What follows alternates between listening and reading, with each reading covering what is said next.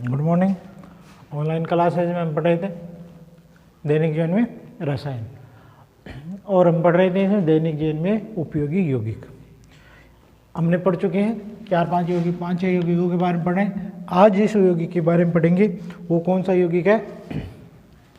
दान soda.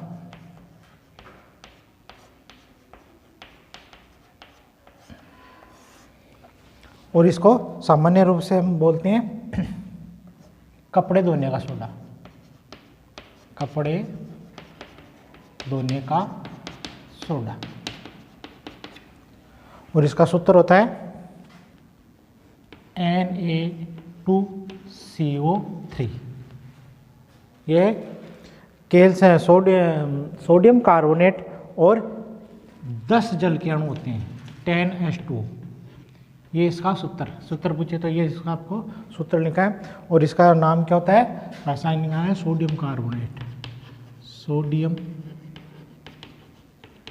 Carbonate बोलते हैं। तो दान सोडा, देखो सर्वप्रथम हम दान सोडा कैसे बनाया जाता है इसके बारे में अध्ययन करेंगे। तो इसे प्राप्त कैसे करते हैं? एक विधि होती है जिसके द्वारा इसको प्राप्त किया जाता है, वो कौन सी है? साल्वे विधि। किस विधि से प्राप्त करते हैं? वो साल्वे विधि द्वारा इसको प्राप्त किया जाता है। और इसको प्राप्त करने के लिए बेकिंग सोडा चाहिए। क्या उपयोग करते हैं? बेकिंग सोडा यानी सोडियम बाइकार्बोनेट का उपयोग करते हैं। खाने के सोडे का उपयोग किया जाता है। तो सोडियम बाइकार्बोनेट को हम लेते हैं। सूत्र क्या होता है? NaHCO3। ये किसका सूत्र है? सोडियम बाइकार्बोनेट को जब गर्म करते हैं, ये निशान है गर्म करने का, गर्म किया जाता है तो हमें प्राप्त होता है Na2CO3 सोडियम कार्बोनेट। क्या प्राप्त होता है? सोडियम कार्बोनेट प्राप्त होता है। और सोडियम कार्बोनेट के अलावा जल और कार्बन डाइऑक्साइड इससे बाहर निकलती है। ये कब होता है? जब बेकिंग सोडा, खाने के सोडे, सोडियम बाइकार्बोनेट को गर्म करते हैं तो सोडियम कार्बोनेट प्राप्त होते हैं और जल और कार्बन डाइऑक्साइड गैस बन रही है, तो हम इसको तीर के निशान के द्वारा प्रदर्शित करते हैं। अब देखो यहाँ सोडियम के कितने हैं परमाणु?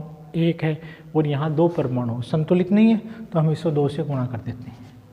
तो सोडियम के कितने हो गए? 2। इधर भी कितने? 2। हाइड्रोजन के कितने हैं? 2। 1 गुणा 2 तो 2 हो गए। यहाँ भी कितने हैं? 2। ऑक्सीजन के कितने हैं? कार्बन के कितने हैं? 1 गुणा 2 कितने हो गए? 2। तो यहाँ भी कार्बन कितने हैं? 1 और 2 कार्बन है। ऑक्सीजन कितने हैं? 3 गुणा 2 कितने हो गए? 6। तो 1 तो ये है, 3 तो ये हो गए 3, ये कितने हो गए? 4 और 2 कितने हो गए? 6। अभिक्रिया संतुलित हो गई। तो इस प्रकार हम जब खाने के सोडे को गर्म करेंगे तो सोडियम कार्बोनेट हमें प्राप्त होता है। अब जब सोडियम कार्बोनेट हमें प्राप्त हुआ तो हम इसको किसके साथ अभिक्रिया कराते हैं? जल के साथ। किसके साथ अभिक्रिया कराते हैं?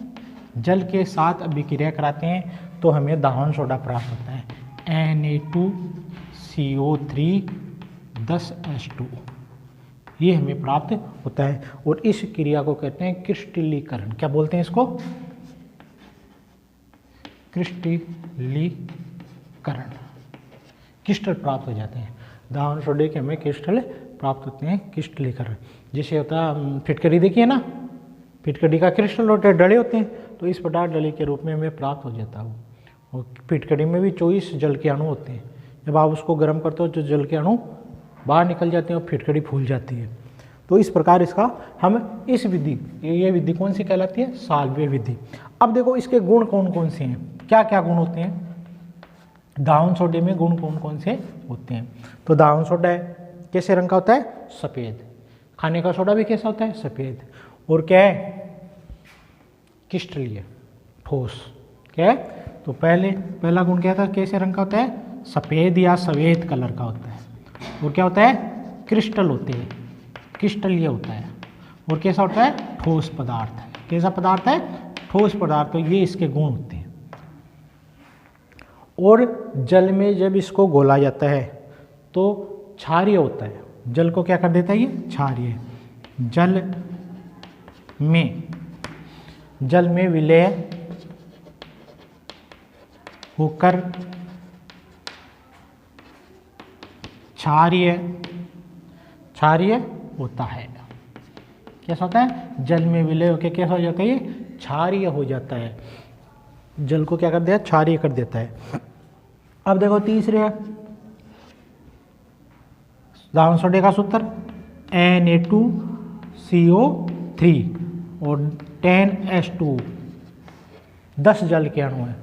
इसको जब हम गर्म करते हैं, क्या करेंगे? इसको गर्म करें तो ये निशान लगाते हैं गर्म का। और कितने डिग्री टेम्परेचर तक गर्म करना है? 373 केल्विन तक गर्म करते हैं इसको। कितना गर्म करते हैं? 373 तक इसको गर्म किया जाता है।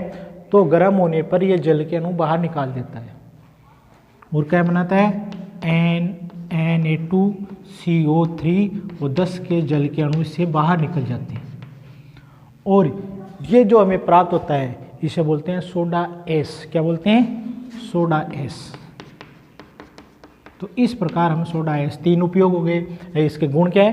तो ये गर्म करने पर सोडा एस बनाता है, जल में विलय होकर क्षारीय बना देता है और सफ़ेद क्रिस्टल और ठोस होता है। ये इसके मुख्य गुण हैं। अब इसका उपयोग क्या होता है? नाम क्या है इसका?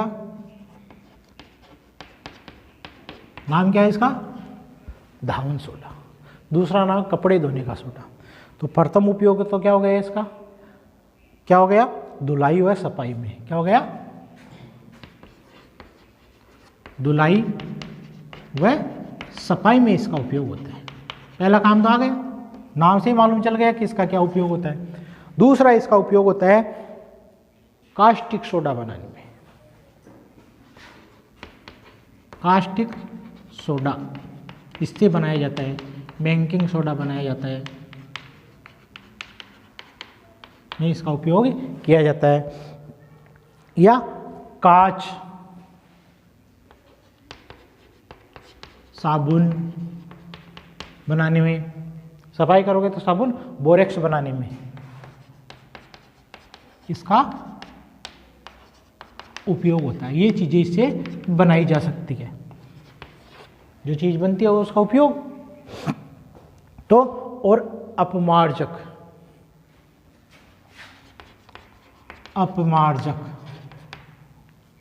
जग के रूप में, ये तो नाम सुना ही होगा आपने, काम में भी लेते हो, घर में लेते हो ना अपमार्जक। काम में सर्फ काम में लेते हो तो उसको हिंदी में ही बोलते हैं डिटर्जेंट, इंग्लिश में बोल रहे डिटर्जेंट। और ये है अपमार्जक हिंदी में, यानी जो सर्फ वगैरह आप काम में लेते हो धुलाई में, वो क्या है? अपमार्जक। तो साबुन बनाते हैं और अपमार्जक ही इसी से बनाए जाते हैं। चौथा इसका उपयोग होता है कागज बनाने में। इसका उपयोग होता है पेंट बनाने में, कलर वगैरह बनाने में। पहनने वाली पेंट नहीं है, जो हमें कलर वगैरह करते हैं उनको बनाने में इसका उपयोग होता है। और वस्त्र उद्योग में इसका उपयोग किया जाता है। इसके अलावा मैंने बोला कोई सब जितने भी अभिकर्मक है, यौगिक है, उन सब का उपयोग किसमें होता है? कोई भी नहीं आई तो एक जो जरूर लिखना है, वो क्या है? प्रयोगशाला अभिकर्मक के रूप में इसका उपयोग किया जाता है, प्रयोगशाला काम में लिया जाता है। तो 5 उपयोग हो गए इसके। क्या हो गए? धुलाई और सफाई में कास्टिक सोडा, बेकिंग सोडा, कांच, साबुन, बोरेक्स बनाने में इसका उपयोग किया जाता है। अपमार्जक के रूप में, कागज और पेंट वस्त्र उद्योग के रूप में, और प्रयोगशाला अभिकर्मक के रूप में इसका उपयोग किया जाता है। अब देखो ये थे किसके? दाहन सोडा।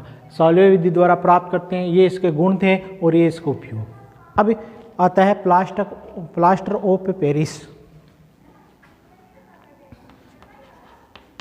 प्लास्टर ऑफ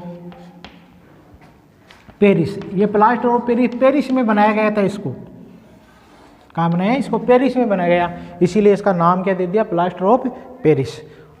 इसका सूत्र होता है CaSO4, कैल्शियम सल्फेट।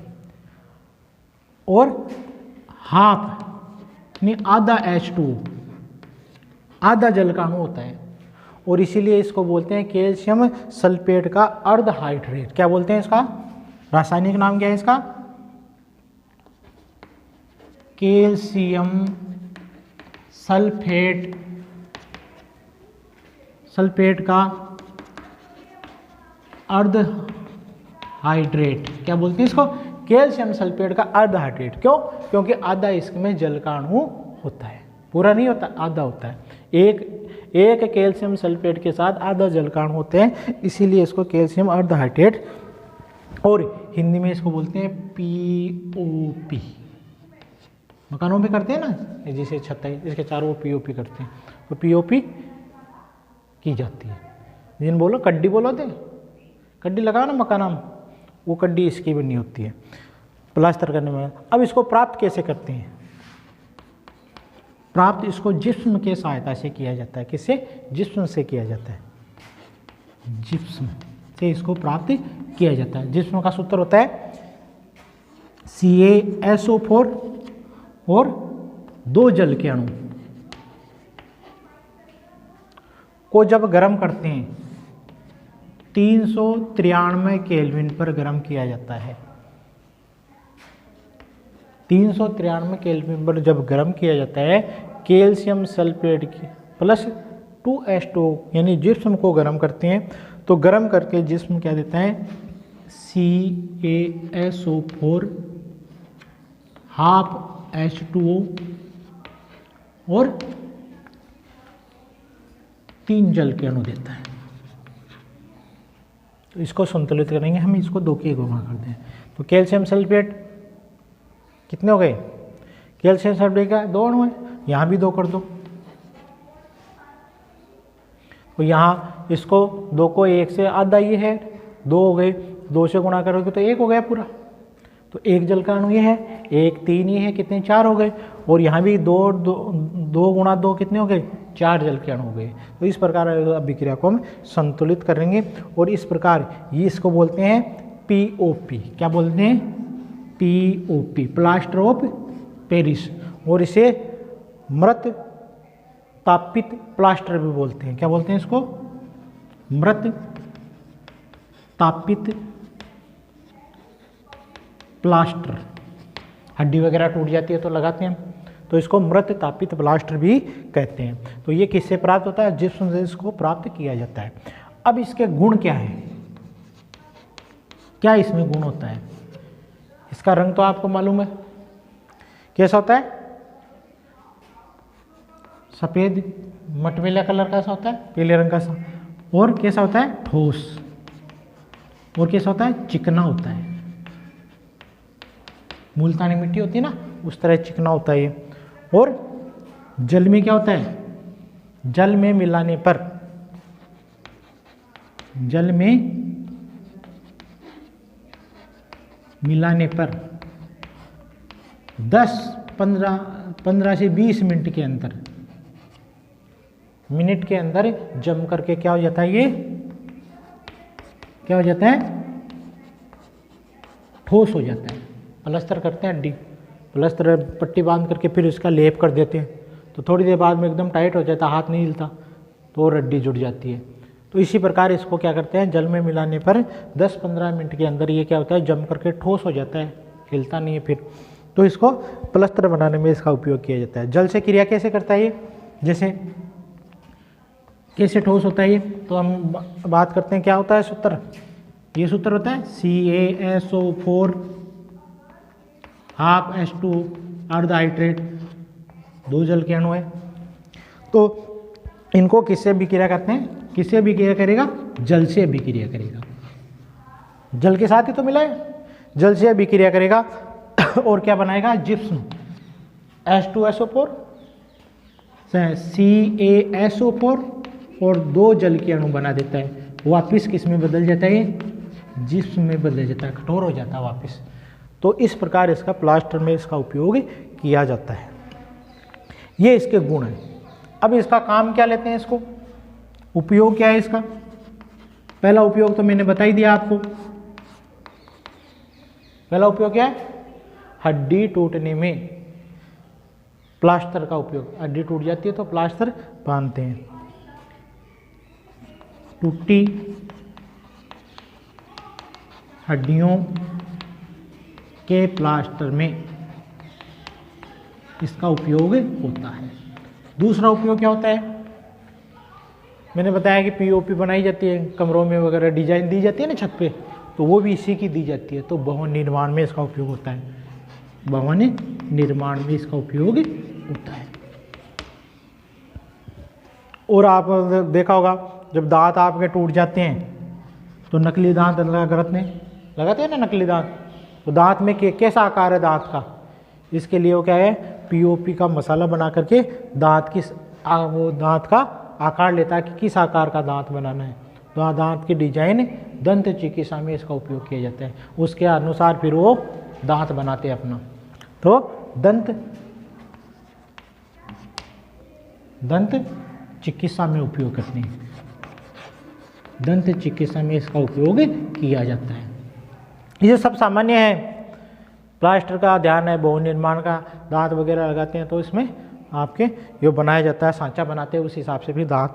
और क्या होता है, आपने देखा होगा सड़कों पर मूर्तियाँ बनी होती है, तो वो भी किसकी बनी होती है, सड़कों पर मूर्ति बनाते हैं ना, कारीगर वगैरह बैठे रहते हैं, बड़ी बड़ी मूर्तियाँ बनाते हैं सस्ती, ताकि वो विसर्जन करते हैं। जैसे दुर्गा पूजा में, गणेश पूजा में ये बनाते हैं, तो उसको पानी में डालते हैं, तो किसकी बनाते हैं, पीओपी की बनाते हैं। तो मूर्ति बनाने में इसका उपयोग है, मूर्तियों के निर्माण में इसका उपयोग किया जाता है, मूर्ति अस्थायी मूर्ति के लिए। और अग्निसह पदार्थों में, अग्निसह पदार्थ, कोई जैसे दांतों को गलाते हैं, तो दांतों को गलाते हैं तो किसी पात्र में गलाएंगे उसको, तो ऐसे पात्र में गलाएंगे कि वो अग्नि को सहन कर सकते। तो उस प्रकार के ये सांचे बनाए जाते हैं अलग अलग, उनमें फिर इन दांतों को गलाया जाता है। तो अग्नि सहन करने वाली पदार्थों को अग्नि सह पदार्थों के रूप में इसका उपयोग किया जाता है। तो इस प्रकार हमने दो चीज़ें पढ़ी, एक तो पढ़ा धावन सोडा, दूसरा पढ़ा प्लास्टर ऑफ पेरिस जिसका नाम था पीओपी, और रासायनिक नाम क्या है, कैल्शियम सल्फेट का अर्धहाइड्रेट, कैल्शियम सल्फेट का अर्धहाइड्रेट इसका उपयोग है। इस प्रकार दो चीज़ें पढ़ी, कल आपको याद करना है। धन्यवाद, उतार लो इनको।